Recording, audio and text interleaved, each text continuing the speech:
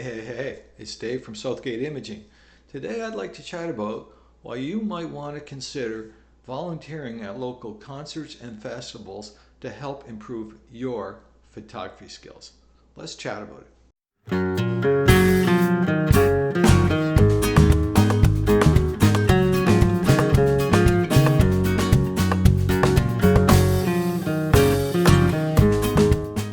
My story is maybe 10 years ago when I started doing a lot of photography, I started volunteering at some of the local concerts and festivals, music festivals throughout the province of Nova Scotia here. One in particular I worked a lot with was the Nova Scotia International Tattoo. It was a relationship that's been going on for 10 years now, and every year they contact me and I go back and I volunteer again. And it's been so enjoyable. It's been a great process. But it's not just the Nova Scotia International Tattoo. In your local area, I'm sure there's lots of organizations that would love to have quality photographers come in and volunteer their time to help them with their festival, with their social marketing. So one of the hidden benefits of volunteering at especially a larger event like the International Tattoo is that the military organizations are coming in with their own photographers.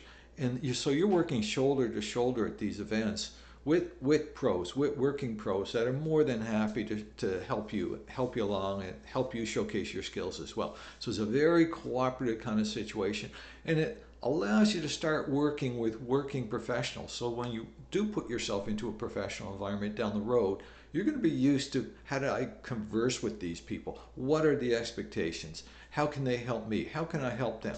So that's a very nice side benefit of this. The other benefit is that you will build relationships in your local area that you can nurture for years and years to come. People I met my first or second year doing the tattoo, I see them every year and it's fantastic. I go back, I know where to hang out, I know where all my old buddies are, and it's just a lot of fun. And these are people that I'm going to meet at other events and shooting other venues in town.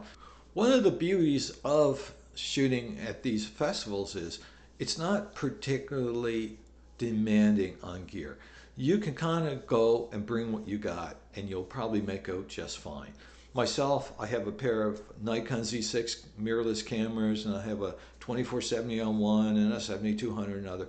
This is just very standard event shooting gear. You don't have to have it all. Actually, I could shoot the whole thing probably with a 7200 f4 lens, and that will be fine. But you can bring as little or as much as you want, and you'll still enjoy the experience. I actually encourage you in the beginning to go with a little bit of kit and get good with what you have. One of the interesting things you learn over the years shooting events like this, they can be loud. There's firearms shot off during the show and this kind of stuff. So it's very important to bring earplugs or some kind of ear protection. Lately I've migrated to the Apple hearing protection solution, which is basically Apple AirPod Pro 2s, and I can set the decibel level down, and it's a lot easier on my ears. I can shoot all evening with those. With earplugs, you lose a lot of fidelity. So I've really migrated to the Apple hearing protection solution. If you want to hear more, I have a video on that on my channel. So the Nova Scotia Tattoo runs about 8 days in the summer in July in Nova Scotia. Of those 8 days, I've pretty well got a system down where I can shoot 2 live days of the show. Before the show, they have a media day, and I always go to the media day to get the sneak peeks. They'll do a little private performance. So we do the sneak peeks, and I'll supply the photos to the media group at the tattoo, and the press is there doing theirs.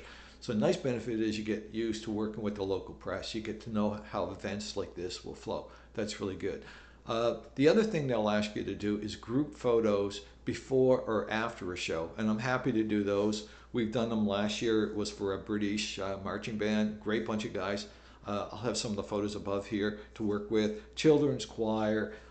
We'll do these all the time, and these can be a lot of fun. If it's raining out, there's room at Scotiabank Centre to do them indoors. If it's a nice day outside, we'll go out into a shady area outside and do them there. So that's really good. So you learn how to do the group photography. That experience will really help you when you get to the point where you're at a wedding and you're doing the formals. It'll be a second nature to you because you've been doing this at these events.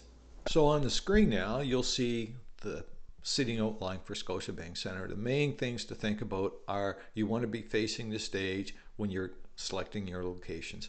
So the mezzanine photo area is between the lower and upper bowl.